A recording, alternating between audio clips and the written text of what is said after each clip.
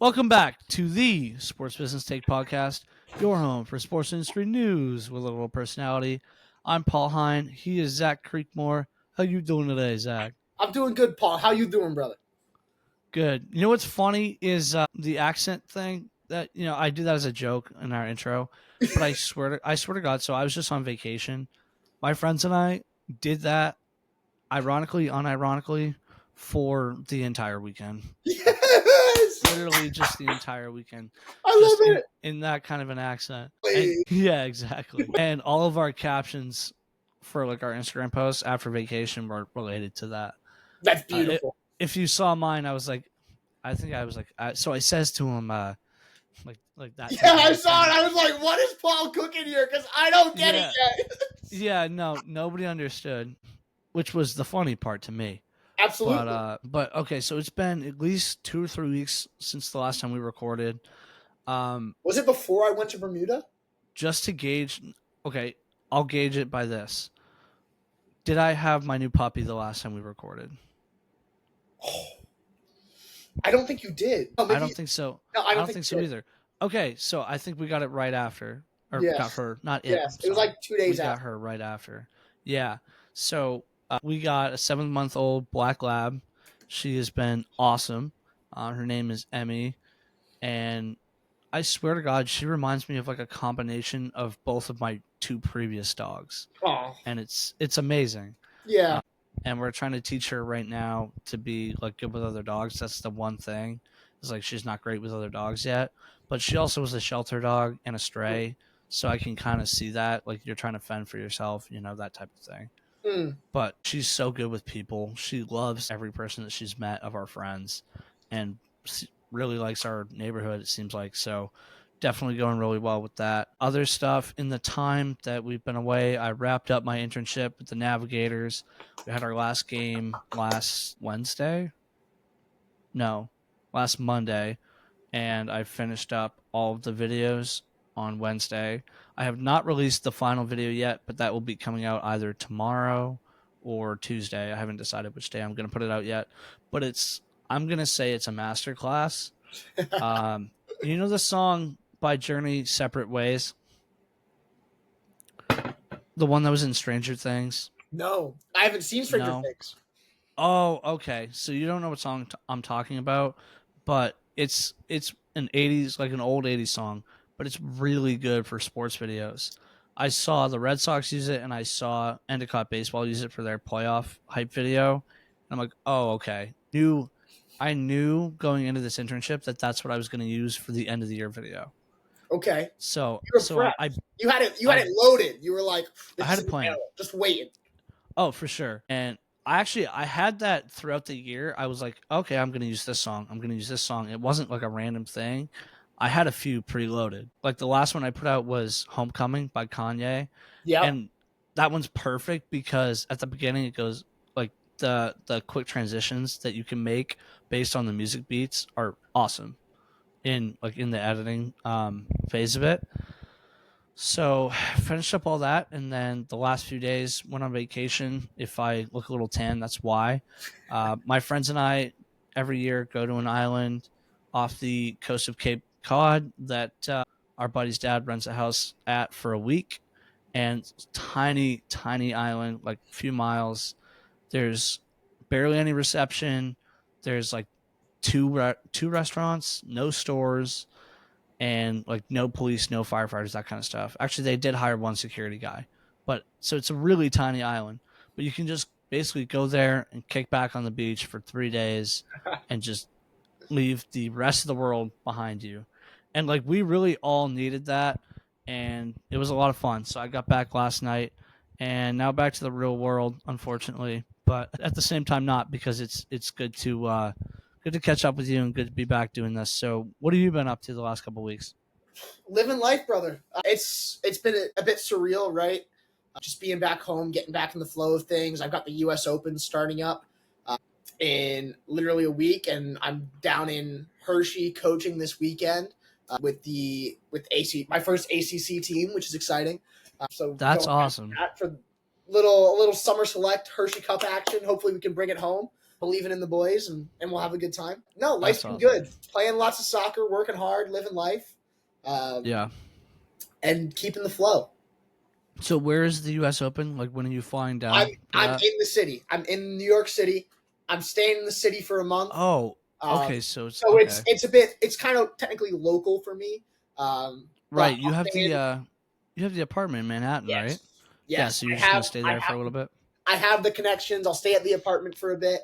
I have 172 hours across 24 days, Yeah. which does not sound like good work-life balance, but hey, it's going to go great. Wait, 102 hours over how many days? 24. Okay. I thought So you said it's 4. just like 55 to 60 hours a I week. thought you said 4 days for a second. I was like, huh? That's not possible. So Yeah. yeah. No, so Yeah. it'll be a lot, and I'm excited for it. Studying for my GMAT and relearning math. Dude, trust me, I It's get so that. it'd be so sneaky. It just does. Like it's I'm not a math guy. Trust me, I'm not a math guy. But that's cool that you get to the U.S. Open. That's really, really cool. I'm excited. It's That's gonna a be super fun time. unique opportunity. How did you even get that? Dude, job applications online.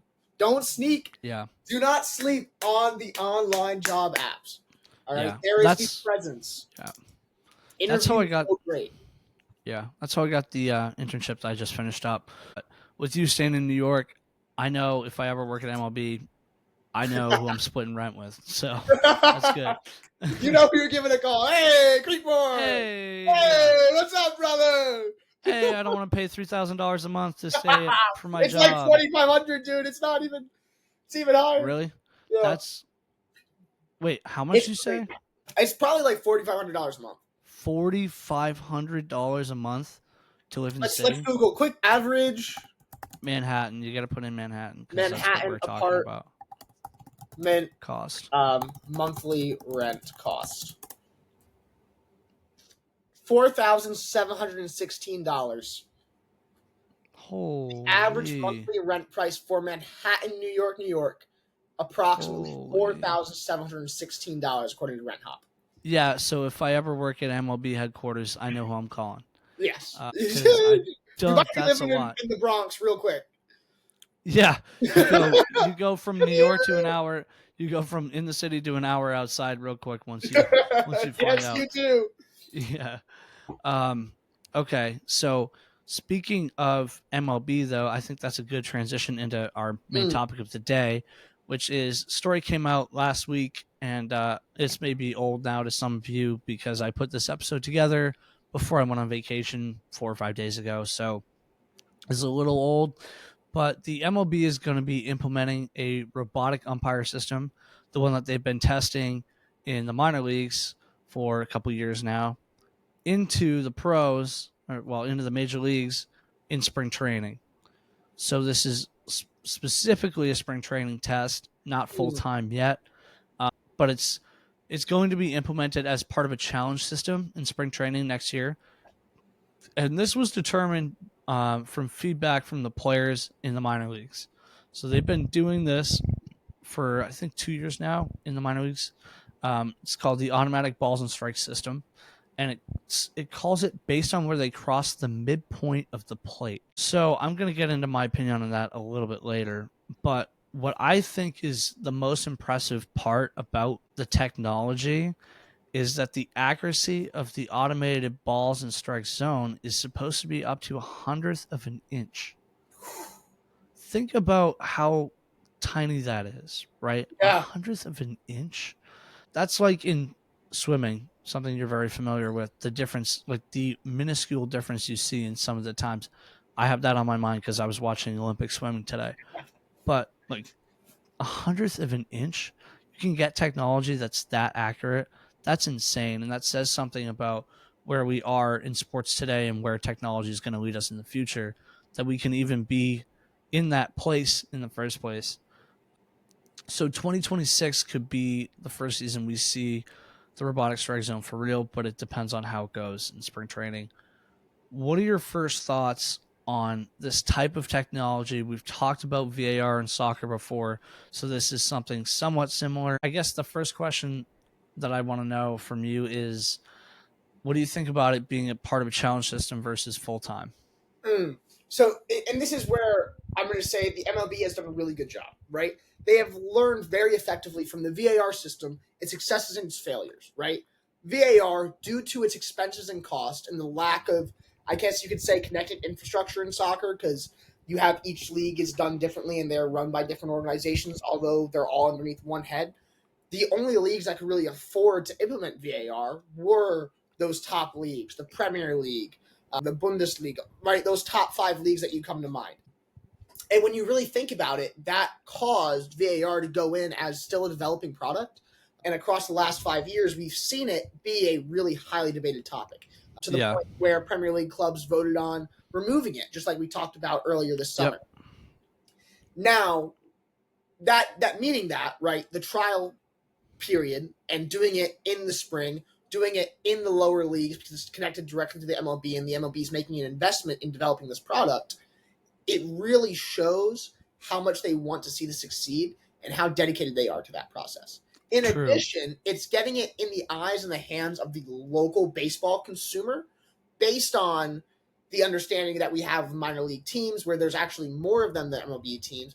And that also leads to what? More eyes on the product, which develops True. a customer understanding and comfortability with it, which I think is a really, really maybe underreported on or under noticed factor, but I think it's going to be really key to the implement because it's not like True. it's going to be a drastic change for some people because they've already seen it implemented in other platforms, right? Still a Yeah, drastic true. change, but maybe it might make it a little bit easier versus where VAR was such a drastic change from one point to the next, where now we Yeah. have these decisions that, even though they are correct, they seem anti-sport because of the fact that errors were part of the game, right? And Right. just like errors are part of baseball to some extent.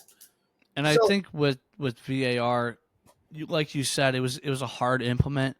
This is in phases. You know what I correct. mean? They're doing Which this is in telling. phases, so they have thousands of more minor league players than they do major league players.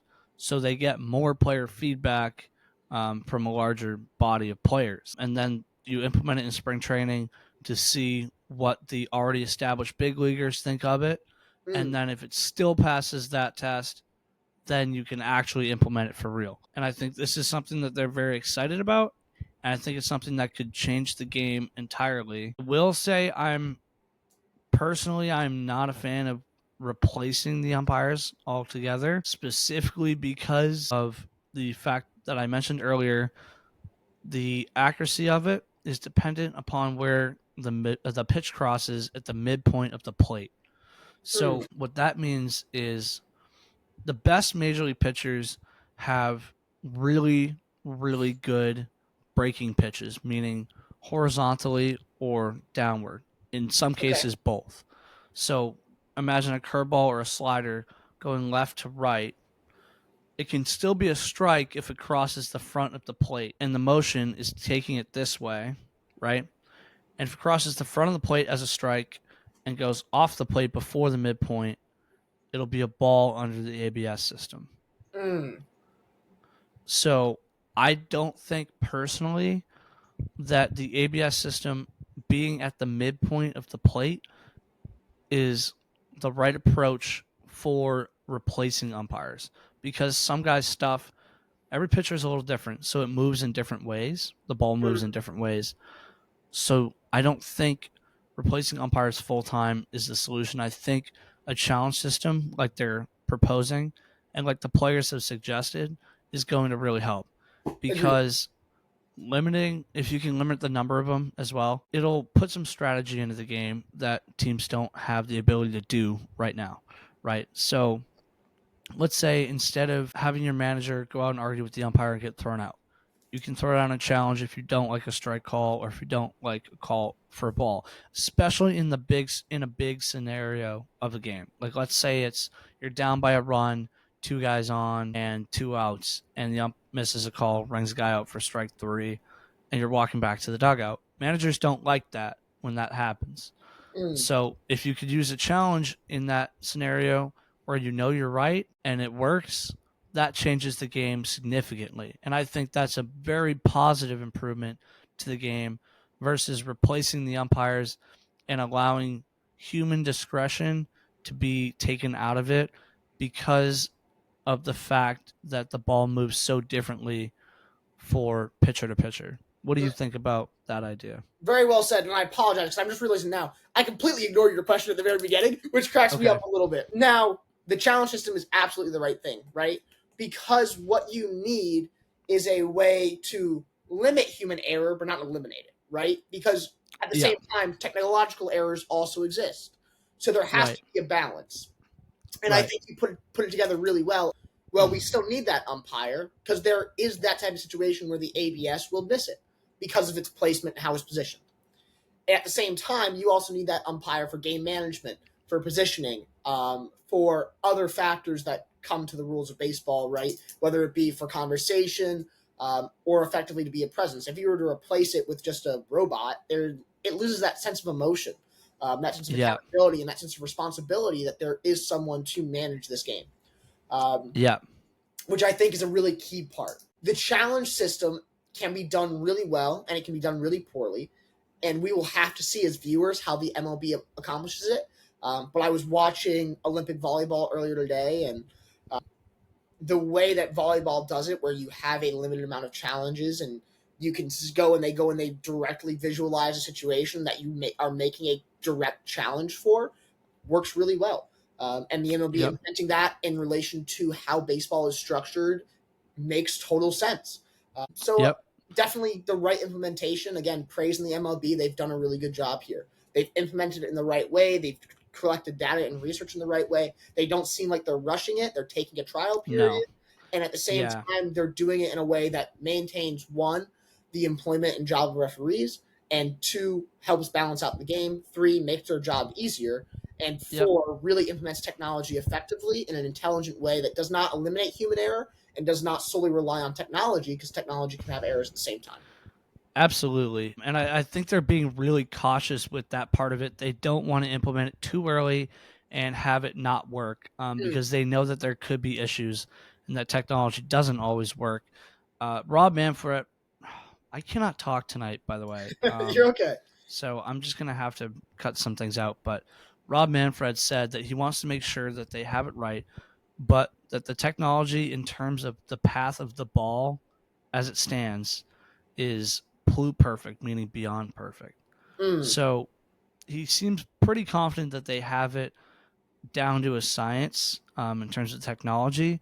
But the issue, he said, and this is a quote, is that the league has technical issues surrounding the definition of the strike zone. Mm. So I think in baseball, it's generally accepted that the strike zone is knees to the letters of your uniform. Mm-hmm. But based on the height of certain players and stuff, a lot of guys' strike zones can be a lot bigger than others. So, like, I'll take a contrasting example. Jose Altuve is 5'6", I think, 5'7" at the most. So he's one of the shortest guys in the league. His strike zone is a lot smaller, top to bottom, than Aaron Judge, who's 6'7". So the definition of the strike zone, that sounds to me like they're trying to decide how to tell the technology exactly where the edges of the zone are, because it can be different for different people. And that's something that, you know, that's something that's just going to take time to fix. And I'm sure they'll get it fixed, but, you know, that is something that they're working on. I like it as, like we mentioned earlier, the challenge system. It reminds me of a corrective tool. You know what I mean? Mm. It's not, like I said, it's not replacing. It's just like the already implemented challenge system of safe and out calls. It's a correction tool, you know, where human error is somewhat taken out, but you still have some discretion in it. And I think one of the interesting parts of the story, outside of the fact that it will change the game, is what does it do for umpires themselves? Because the umpires' collective bargaining agreement with Major League Baseball, their organization, that ends at the end of 2024. So they have to get a new contract starting after this season. Interesting. how is the automated strike zone going to be incorporated into that? If let's put ourselves in the shoes of an umpire. If you were an umpire, would you sign a new deal knowing that you could end up being replaced in a few years? And it's hard, right? Because if I'm an umpire, I would be seeking a immensely long contract that's extended throughout that period where, okay, I'm less so concerned about being replaced because legally they can't replace me, right? Right. In terms of my contract law mind.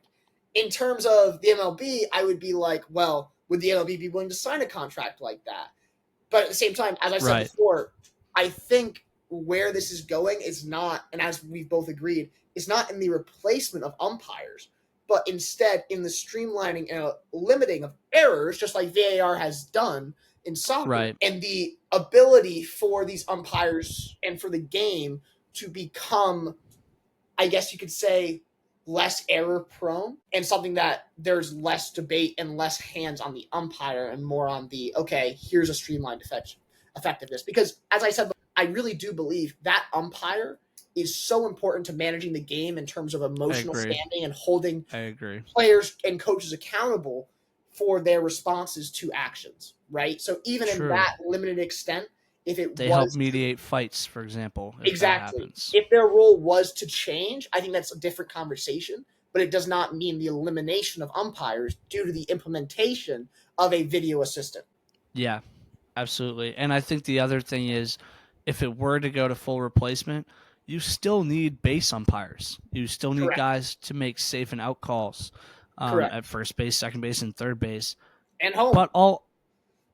But all umpires want to make strike and ball calls at some point because it's a rotating system. Umpires go from being at home plate to being at first base the next night to being at second base the next night, etc. Nobody is going to want to umpire. They cannot call balls and strikes because that is the basic part of the job. And then you get rotated into other roles. So I think if it ends up being a replacement, Major League Baseball is going to have a real problem getting people to agree to umpire in the first place. And because they still need them for other... Right. They still need them for other areas. Correct. And that connects really well to the CBA, the collective bargaining agreement, that they're going to have to look at the end of this year and say, okay, so what is our role going to be going forward? And they're going to want to guarantee before signing a new contract that they're going to have a role going forward. If I were them, I wouldn't sign a contract without a damn sure guarantee that I'm going to have my job in 6 years, 7 years, 10 years. Umpires are still going to be needed. And I think the players want it too. I think the players don't want their umpires to be replaced, And we've seen that from the players in the minors. Their feedback included in the surveys that Major League Baseball sent to them included whether they thought it should be a replacement or it should be a challenge system. And the majority of them voted for a challenge system. They said that they wanted it to be a challenge system. They liked it better when it was implemented like that. And I mean, the players should be the ones deciding it. The players and umpires combined should be the ones deciding it because they're the ones who are the most involved in the game. I don't think that's something that the league should decide for them. I think the league should base their decision based on what they tell them. And so far they have. And I think hopefully that trend is going to continue. But I'm really interested to see how the automated balls and strikes system factors into the negotiations of this new contract that they're going to have to sign. Well said. And I think it goes down to this, right? And baseball is a sport based on tradition, right? It has been, absolutely. It will be, right? It is America's pastime, right? And absolutely. That's how it has always been since I've been a kid, since my dad was a kid, since my dad's dad was a kid, right? It's a generational thing. And the fact is, if you are to remove an umpire from that, you are historically and beyond fact changing tradition. And absolutely, the biggest thing the MLB does is manage and maintain tradition.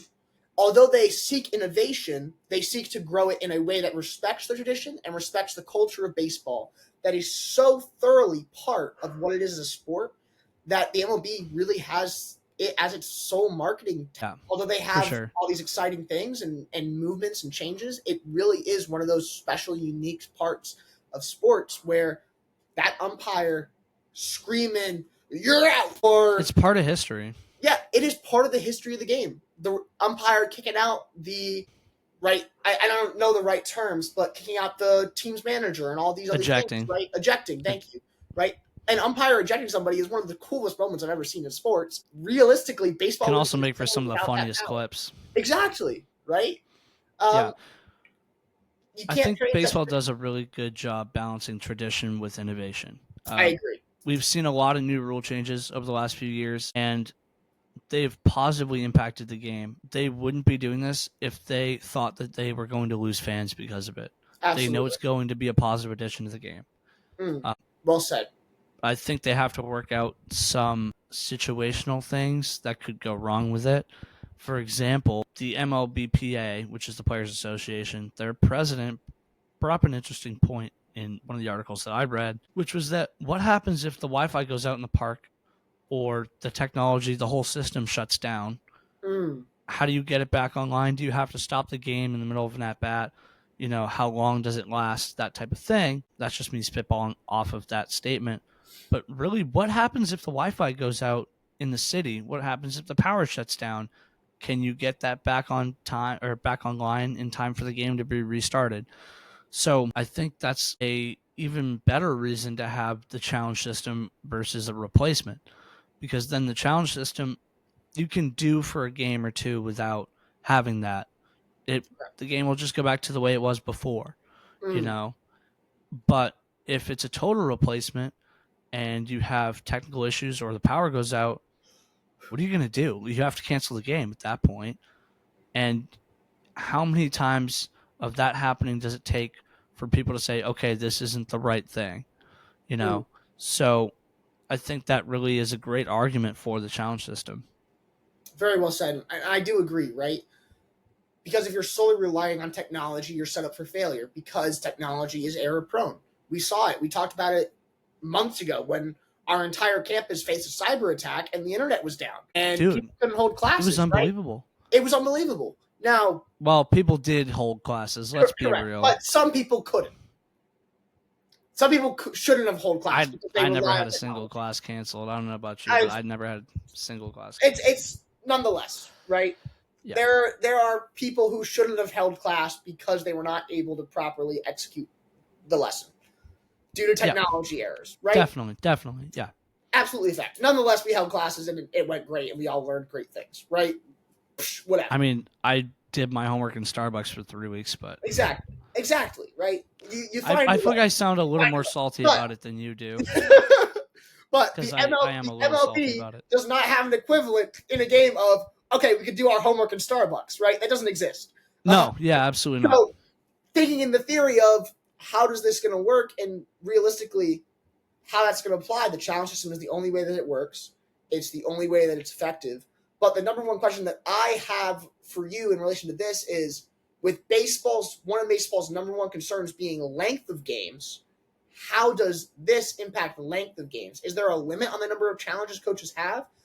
If they have an unlimited amount of challenges, how much time does that add on to a game? How long does it take to make a review? And the answer might be we don't know yet, but I'm curious to hear your thoughts. Okay, so I'll tell you this: the challenge system for base running calls was implemented, I think, about 5 years ago now, and I don't think that had a huge impact on the length of games. We've seen the length of games go down because of the rules implemented last year, the new rule changes that we talked about, the pitch clock specifically. And I think this challenge system, if you limit the number of challenges to a small number per game, that can be losable, right? If you get one wrong, will continue to limit that time that adds on to the game. So let's say they allow 3 strike and ball challenges per game. If you get once you get one wrong, you lose the rest of them. That type of a system, that's an example, by the way, that's not what they're actually doing. That type of a system could be used to say, hey, we realize that fans don't like sitting through challenges. Hmm. because it adds more time. They're probably just checking their phones. So how can we limit that? Okay, we'll just limit the number of challenges that can happen. And it adds strategy into the game under that hypothetical because managers have to really pick and choose their spots where they want to be picky about balls and strikes. Mm. And it adds a whole nother level onto how to be a good manager. You pick your spots on when to argue balls and strikes, and more specifically when to challenge balls and strikes, because they already know how to pick their spots on when to argue. But it really doesn't do anything when they argue it right now. More often than not, it gets them thrown out of the game. So implementing the system where it's okay, you have a limit, and if you get one wrong, you lose them. I think that solves that problem. I don't think that would be an issue in terms of the length of the game. Very well said. And I totally agree, right? There has to be a limit and there has to be a control where people are held accountable and they can't just seek to delay game. Because as a manager, as a coach, I myself, like, dude, you're absolutely seeking to delay game if there's a time clock. In baseball, there's not a time clock as much as effective because it's about the innings, but people seek to buy time. And Yeah, but there could be certain scenarios where you could be trying to ice a pitcher. Let's say if he's correct. shutting you down, that Exactly. type of a thing. Exactly, right? So there's some uses to it, and hopefully that won't become a power tool in sport, but maybe it adds a new dynamic. And I think that's something to be explored. For sure. Yeah, the nuances of managing are going to be interesting to see because they're really going to have to test that out for the first time next spring training. And I think that's kind of the whole point of us talking about this is we have to see how the test goes, before anything happens. But the fact that they have the technology down to a hundredth of an inch accurately says to me that I think most managers will learn to accept it. Mm. It might take a couple years, especially for the older ones, but I believe that people will learn to accept it. I believe that fans will learn to accept it because it will be a positive thing for their team, probably more often than not. Because really, you're going to see a lot of teams, whole innings can change based off of one call. I can think of an example from a Red Sox game, I think last week, where it was a full count. There were 2 runners on and 2 outs. It was a 2-2 count, not a full count. So 2 balls, 2 strikes, pitch inside the zone. You can see it on the little, they have the, on the broadcast, there's the grid. You know what I'm talking about? Yes. That's representative of the strike zone. You can see it hits in the grid. Umpire calls it a ball, goes to 3-2 instead of being a strikeout. Next pitch is a double off the wall, and the Red Sox end up losing the game because that was the go-ahead run. Mm. So, based on that type of example, challenge would be super effective in that scenario. Right. And managers will know when that scenario is a part of the game because it's a feel thing. You can tell, oh, this is a big spot, And I think that'll be interesting to see that be something to changing how the game is strategized. Do you have any more thoughts on this? I feel like I've kind of run out. The only other thing I guess I wanted to mention was that I'm going to circle back to Rob Manfred's quote about the definition of the strike zone. They did increase the top of the strike zone in the minor leagues this year because this is the second year of the ABS in the minor leagues. They increased it to 53.5% of batter height from 51%, and the bottom stayed at 27. So like I was talking about with the height difference in players, I think that's to account for that. Okay. How tall do we make the zone? So they are actively working on trying to improve some of the issues that are going on with it. Do you have any other thoughts on this? No, very well said. I think the biggest thought I can share is baseball is dynamically changing and it will continue to change and grow with a respect to tradition, and the MLB has done a really good job here. So Yeah, hats off. they Will do. Rattle I all will that say respect. they do really well with innovation. I was a little skeptical of all the rule changes that went in last year at first. The pitch clock I liked. I didn't know about some of the other ones, and I think they've really proven to have made the game more exciting. And you're seeing it in the viewership numbers and attendance numbers are both up compared to 2 or 3 years ago. Absolutely. People are starting to get actually into baseball again. They lost a lot of their fan base for a while. Now they're starting to get it back, and I think making improvements like this is going to continue upon that. The one thing I would be a little concerned about with this specific improvement in terms of fans is is the older generation, because a lot of the older generation currently grew up with baseball as the major sport when they were little kids. Mm. Is the older generation of fans going to accept this change, specifically because it's such an integral part of the game? The game comes down to, I'm going to throw a ball at you. Can you hit it? If not, can I get you out? Mm. That's what it comes down to. And I think older fans are not going to at first realize that it will be an improvement to the game. I think they'll look at it as a negative change, but after a little bit of time, they'll come to realize how much of a positive change it could be. So I think MLB is doing the right things and taking the right steps in terms of how they handle their innovation and balance tradition at the same time. Joking question, if we're okay Yes. with this. Total Yes. humor. How does this impact MLB The Show? Oh man, you would probably have it implemented during MLB The Show games as well. Like anything that's in the game in real life is in the game on the video game. Because I know, because I was literally, okay, this is funny. I was playing the show tonight and I got a pitch clock violation because I was looking at my phone. I love it. So there you go. I bet they would have something similar, where you could have an option to go into the menu and challenge a call, but I think it, yeah, because I think that that would be technology interesting. is, yeah, it would be, because that technology is not always right either. I've had plenty of an experience with throwing a pitch, it being in the zone, and it gets called a ball, and I'm like, are you kidding me?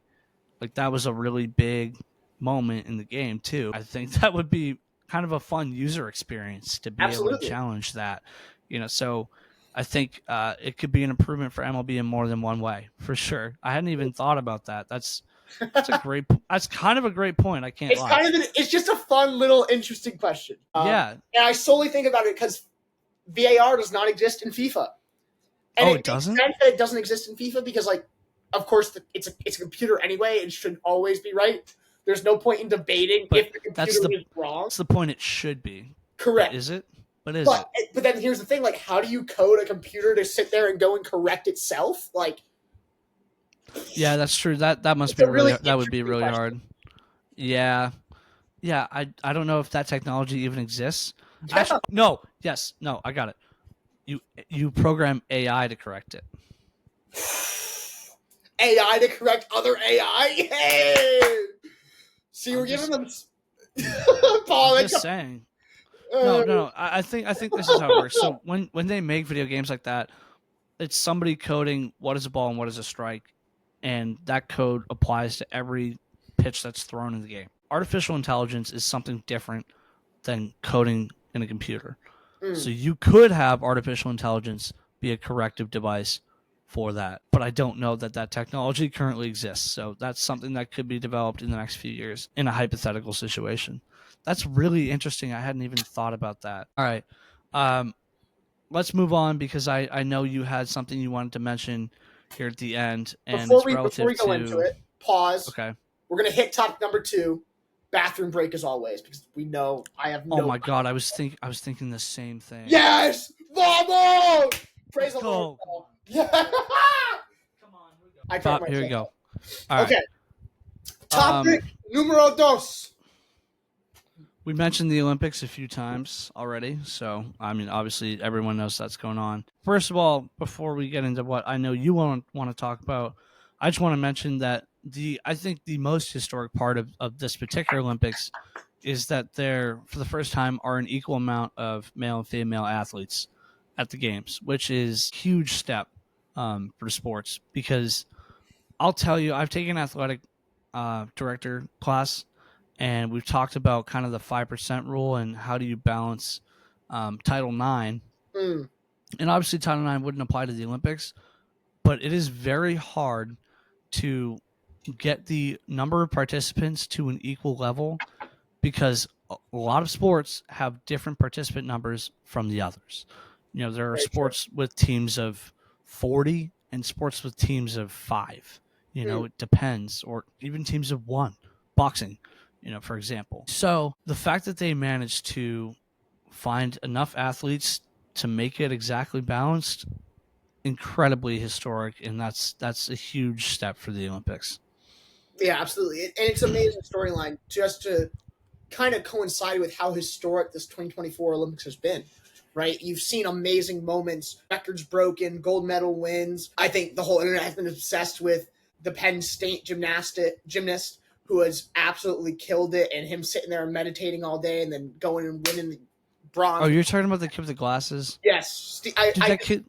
I know his that name's kid's- Steven. I just don't know how to pronounce his last name. And I don't want That to kid. butch it. Yeah, that's funny. That kid's from around where I am. He's from Worcester, which is like a half hour from me. Yes, which is really cool. So just amazing to see the representation. I saw St. Lucia winning their first gold medal and their first I saw that. Olympic I saw medal in that general, too. Yeah, which I thought was That was- really cool. Like a lot of was cool. historic moments, and just overall capping it off of this, I guess you could say, gender balance between athletes at the Olympics is an amazing thing, and it's something where an organization has done a really good job of going and seeking to actively build a overall roster that, and I don't think roster is the right term, but when you have cohort, however, maybe. that cohort, when you have however many events the Olympics have, going and finding the right amount of people for each event, even if it's at the highest level, is really hard. It's As an like insane balancing act. correct, it just really is. And with the addition of new sports, surfing coming back in, like breakdancing, like skateboarding going into its second year, and it really You mean second Olympics? Second Olympics, yes. Sorry, thank you. That's what you know what I mean. No, I know. I knew what you meant. I knew it. You know what I mean, right? But second Olympics, correct, right? It can be a really dynamically hard thing because you're trying to grow a population for something that is relatively new, even though it's something that is so historically strong. So it's really a beautiful thing, and something that we as a podcast, or I guess we as media enjoyers, love to see, because it's an important growth. For sure. Most historic one of the most historic competitions of all time. Yeah, and we talk about the growth of women's sports a lot on here, and I think this adds to that for sure. You see a lot of incredible female athletes getting highlighted at the Olympic Games, and obviously now more so than ever, now that they're have an equal amount to the men. So I think that's a very positive thing for women's sports in general, and I think they've gotten a lot of attention this specific Olympics. You look at like how many graphics have you seen of Katie Ledecky's just absolutely insane top 30 records, and it's all her, and all the stuff that Simone Biles, all the media attention that she's getting, and there are so many stars among specifically, honestly, the U.S. female athletic group. I think that is giving a lot of good media attention to women's sports. So I think that's been a very positive thing out of this Olympics. Well said. Well said. Of course, the Olympics is a dynamically growing thing and will continue to be, and we're excited to see its growth. And seeing the positives come out of it are awesome. But I don't know. Are you ready to move on to Zach's dangerous yes. topic of the night? So, yes, but can I plug in my computer? Yes, run it before I fully transition. Oh, that's so bad. It's just. It's the proper word. It's the proper word for what I'm saying, but okay. No, you're right. That's just ironic. All right, go ahead. So, as always, with happies there come crappies, right? This is one of the most historic and most. It's true, right? I'm sorry, that's just not the first thing I was expecting. No. Okay, continue. Historic growth and one of the biggest competitions in the world, and more media attention than ever on it. Of course, there's going to be more comments from people, misinformation, things that are said wrong, things that are misunderstood and miscommunicated.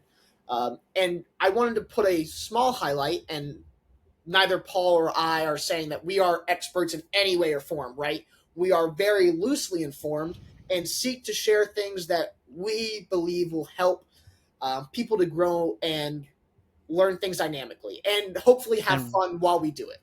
Do their own research themselves and that. Yeah. Exactly, right? So effectively the point of this section, and I hope you see it throughout, is that we want to encourage our viewer and encourage people, especially because I know a lot of people are somebody who's 21 like myself, or somebody who's 18 that might be listening to this randomly. Don't take things at face value. Seek to put some research into it and learn something dynamic through that. And rather than believing it based on what someone says, go and do some backup research and try to, I hate that I'm umming, encourage yourself and effectively learn something. And it's hard to find time to do that sometimes, yes. But on topics that are important and dynamic and are really personal, it is really important to do so. So just wanted to encourage that as we go into this section. So if you haven't picked up on it already, we're talking about the Olympic story referencing the boxing finals. And if you haven't heard that story, I apologize because I guess it's a bit graphic or a bit gruesome. Can I say one thing before you actually say this?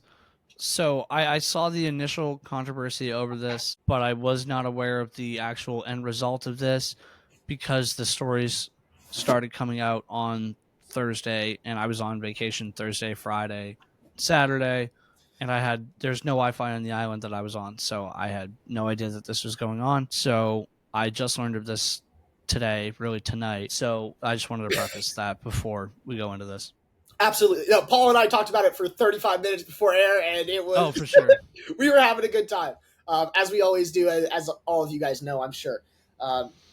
So if you haven't heard the story already, effectively what happened was the Algerian boxer is facing a Italian boxer, and effectively KOs her, right? Or it was one punch, wasn't it? It was 3 punches. So within 3 punches, okay. The other athlete says, I can't do this right now. I'm not entirely sure what injuries she had sufficed, but she took 3 really hard punches to the face, including her nose, and her nose may have been broken in the process. I'm not sure about that, but took really hard punches to the face, said, all right, I'm calling it.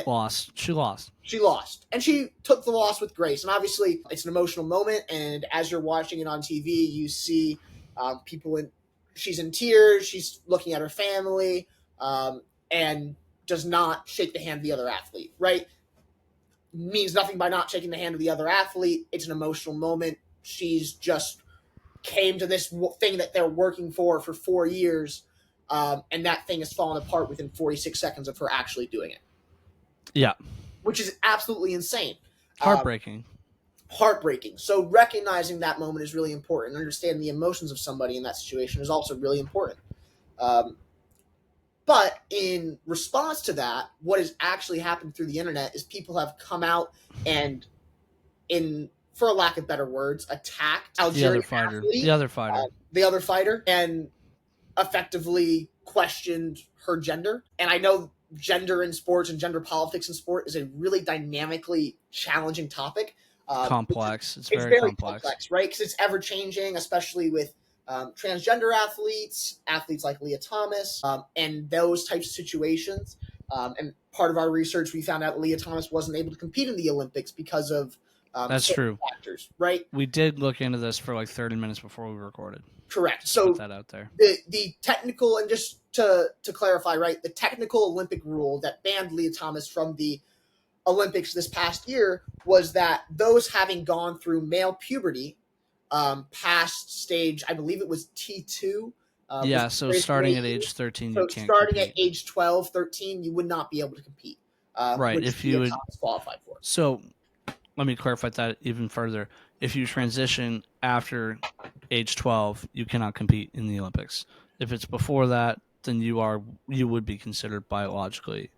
Yeah. Correct. That is the loose classification, right? Because obviously people experience stages of puberty at different ages. At different times. And different times. So stage T2 could be at a different time for somebody else.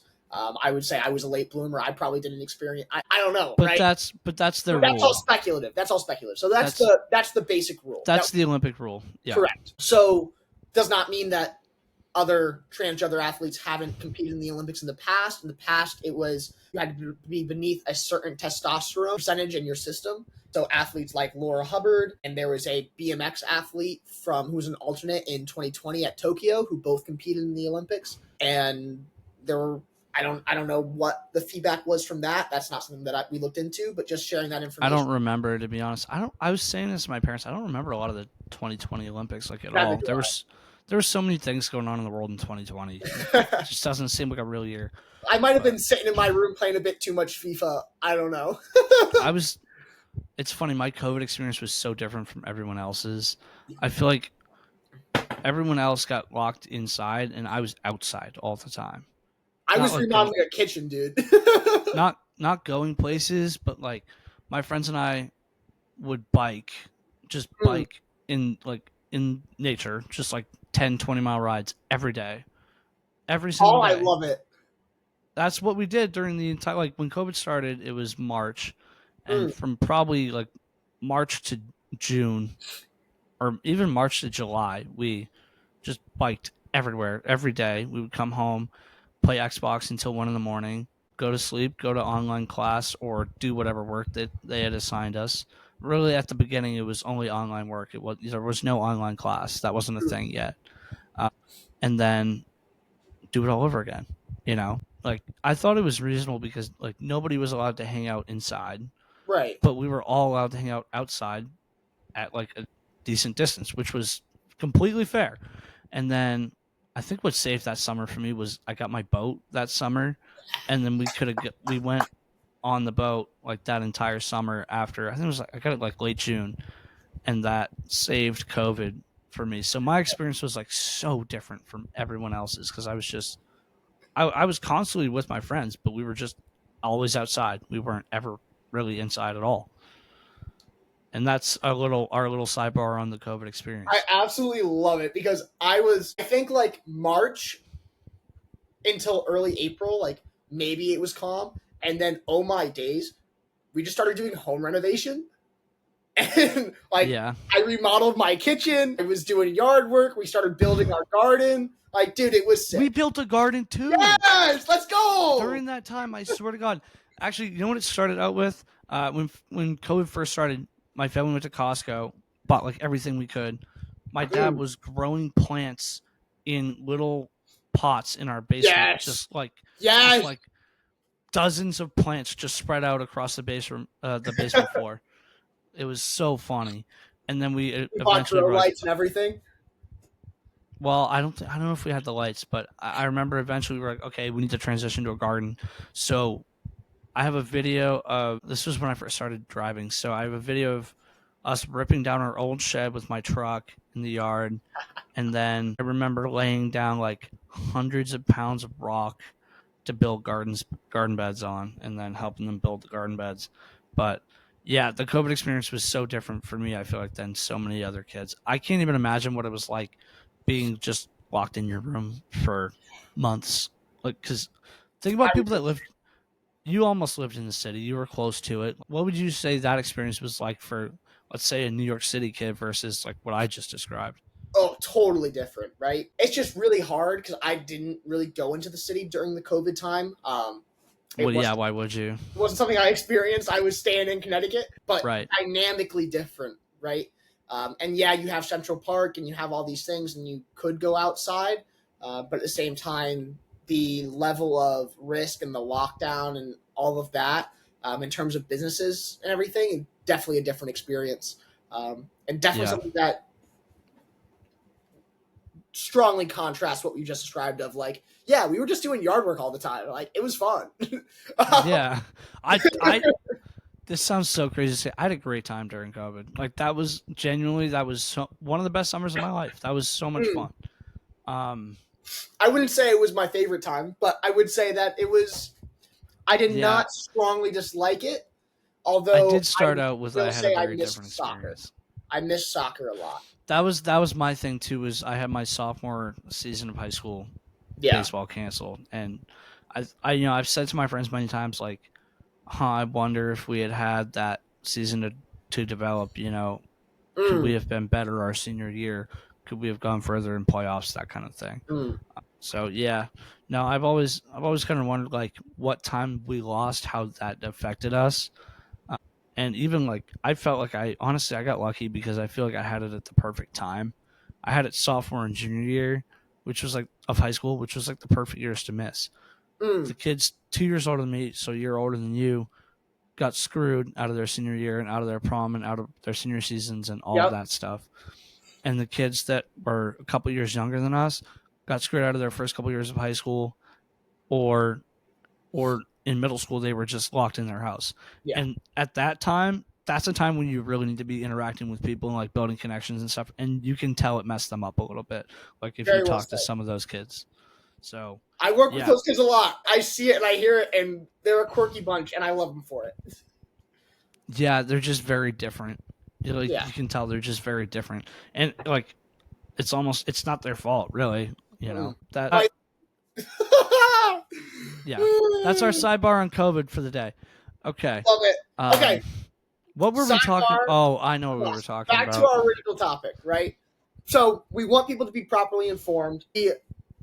Those having gone through male puberty are banned from the Olympics as of right now. After 13. After experiencing stage T2, which is averaged to be age 12. So, long story short, right? Effectively, what has happened is the internet has gone and claimed that The internet has done its thing. the internet has done its thing. And That's the best way to put I'm it. sure that you've seen the story, and the internet story is not good, but we want to encourage you guys to go and read up on something before you go and make a claim. Yeah. Walking around calling an athlete Yeah. they are not. Yeah. So just do your research. Iman Khalid, Yeah. I think why- the lesson to me is don't trust everything you see on Twitter. absolutely, absolutely, right? Or not to call it Twitter specifically. I meant social media in general, but I just use that as an example. Because I Yes. can't lie, I saw it on Twitter at first. I thought the same thing that most people did. I didn't know until tonight. But, now I'm even in a little self-reflection. I've been like, okay, maybe I should have looked into it first. But I also was on vacation, so that it was a weird time for me. But in accountability general, is different. Well, and you didn't go screaming it That's out in public in different situations. right? Yeah, I Or wasn't you go and tweeting. retweet. I wasn't tweeting about it. I wasn't commenting anything. I think the moral of the story is whatever opinions you have on a topic like that, it's best suited to keep that to yourself and not put that type of stuff on the internet if it's something negative. True. And I'm a big believer in general trying to use the internet for positive influence instead of negative influence. And I've seen a lot of negative influence around this topic, but the internet is a negative place, man. I think if anything, I've found that out through this experience. You see, we went kind of re-viral again the last few days. No, I didn't. Oh No. You no. remember What I had sent happened you? was You remember I sent you a screenshot the other day of how many views we had on that one clip? yes, You want to guess what it's at now? 18. 25,000 views. Holy moly! We have That's kinda 25,000 awesome. views. Yeah, But it's kind of cool. I can't lie, it's kind of cool. And listen, a lot of the comments and stuff, it's whatever. But the fact that, I believe in general that we use the internet for good and we try to get our stuff out there for good. The fact that we can reach that many people is really cool. And, hopefully it gets enough people interested in what we really talk about. Because let's be honest, everything I put on Instagram and stuff, not all of it is what we usually talk about. That specific one was a little bit of like clickbait farming, but I didn't think it was going to blow You up love to a the little bit tune of of. To be fair, I didn't think it was going to blow up to the tune of 25K. I think the most we had before that was like 2,500. yeah, And now it's funny how all you need is one thing to blow up after that. So we have 6 clips after that. Only one is under 1,000, and another one is 12.8K. So that's on Instagram. So like, it's funny how you really only need one thing to blow up. But I'm a big believer in using the internet for positive influence. So I think, I guess the lesson out of this whole story is maybe reflect a little bit before you put some negative stuff out there. well, absolutely. And, make sure you know what you're talking about. I think the simple point is we have hope for the world. We want the world to be a better place. We want people to be better. And for people to be better, we have to be a bit more considerate sometimes in the things that we say before we go and say things blindly. And obviously, people make mistakes. But we want. I saw the Olympics, and that was the first thing that came to my mind because I experienced. No, I get it. It's been one of the bigger topics. The wrong way. It's definitely been one of the bigger topics.